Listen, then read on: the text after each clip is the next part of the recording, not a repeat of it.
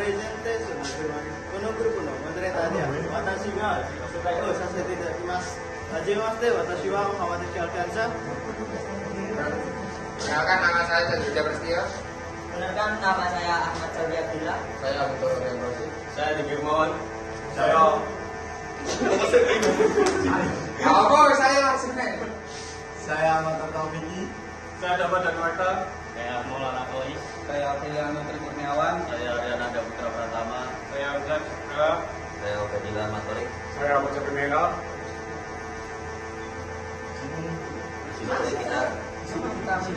Di sini saya akan menjelaskan beberapa prinsip perbedaan panas pada heat exchanger. Yang pertama tentang konduksi, panas mengalir melalui bibit pipa tembaga dari fluida panas ke fluida dingin. Yang kedua, konveksi, panas berpindah dari fluida panas ke permukaan pipa, dari permukaan pipa ke fluida dingin. Yang ketiga, radiasi, perpindahan panas melalui pancaran, tetapi pengaruhnya sangat kecil dibandingkan konduksi dan konveksi pada heat exchanger. Nomor dua, Jelaskan alasan penggunaan pipa tembaga dan pipa PVC pada heat exchanger.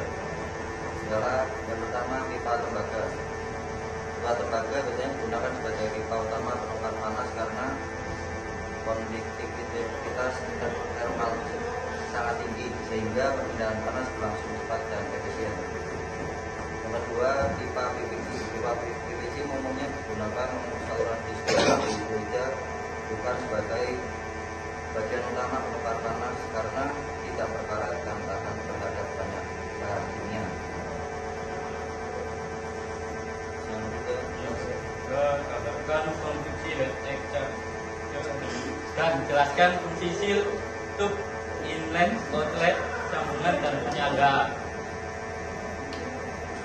Fungsi komponennya yaitu seal sebagai tempat aliran fluida di pipa tembaga, tube sebagai jalur aliran fluida di dalam pipa tembaga sekaligus media perpindahan panas, inlet sebagai saluran masuk fluida, outlet sebagai saluran keluar fluida, sambungan sebagai menghubungkan pipa agar tidak bocor. Selanjutnya penyangga sebagai menahan posisi pipa agar stabil. Dan selanjutnya nomor 4. Sebutkan dan jelaskan 5 faktor yang mempengaruhi perbedaan panas. Satu, perbedaan suhu. Kedua, fluida. Kedua, luas perbedaan panas. Tiga, konduktivitas thermal material. Empat, kecepatan atau debit aliran fluida. Yang kelima, ketebalan dinding pipa. 6, kebersihan permukaan atau fouling. 7, susunan aliran atau counterflow lebih efektif daripada parallel flow. Selanjutnya nomor 9. Kendala saat pembuatan heat exchanger. Yang pertama yaitu kebocoran pada sambungan, kedua pipa sulit dibengkelkan, ketiga penyesuaian pipa kurang rapi, lalu kesulitan mendapatkan sambungan yang presisi. Dan solusinya menggunakan lem PVC dan silting, memasang penyangga pipa, memeriksa sambungan sebelum kemudian membersihkan saluran dan kotoran. Nomor 6. Yang keenam, analisis penyebab pendukung kurang maksimal berdasarkan debit, luas permukaan material, kebocoran dan susunan pipa. Yang pertama, debit terlalu besar, waktu kontak singkat sehingga panas tidak sempat berpindah. Yang kedua, luas permukaan kecil. Yang ketiga, material kurang balik. Yang keempat, kebocoran. Yang kelima, susunan pipa kurang optimal.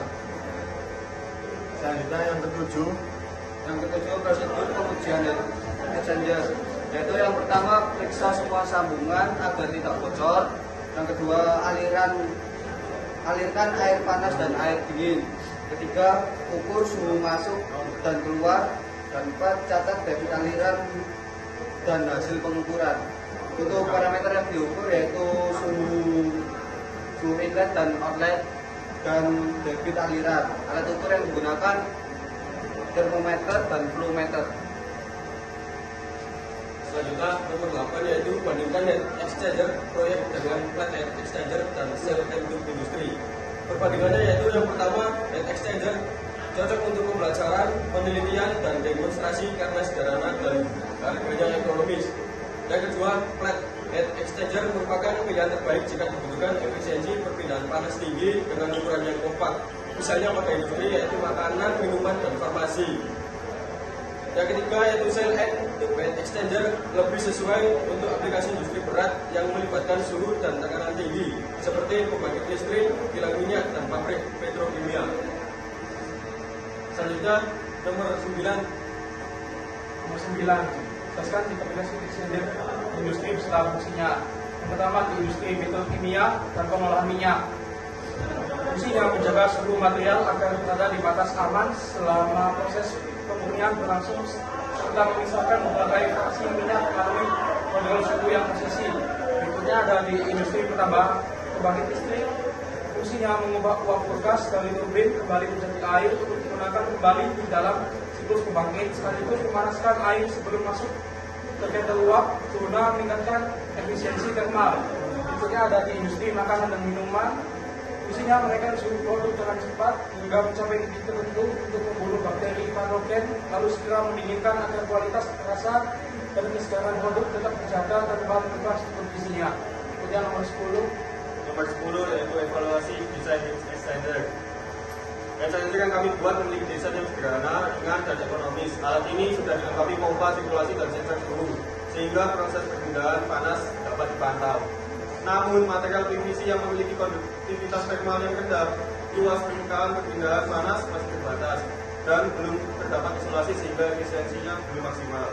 Untuk usulan modifikasi dari alat yang kami buat, untuk meningkatkan efisiensi, tabung PVC harapnya untuk diganti dengan pipa tembaga atau stainless steel yang lebih baik dalam menghantarkan panas.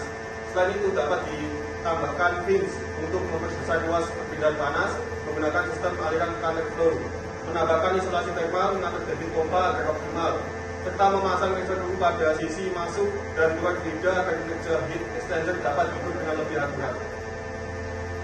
Sudah selesai. 以上です。どうもありがとうございます。